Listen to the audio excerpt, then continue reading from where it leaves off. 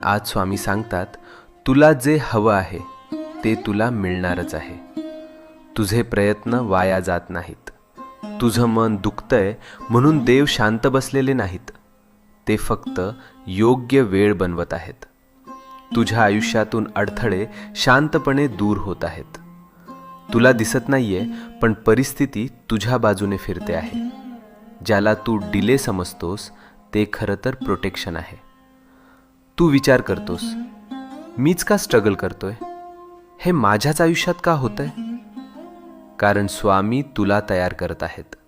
तू जे मागितलं आहेस ते मोठं आहे, आणि मोठ्या गोष्टी मिळायला मन, विचार आणि आत्मविश्वास तयार असणे गरजेचं असतं.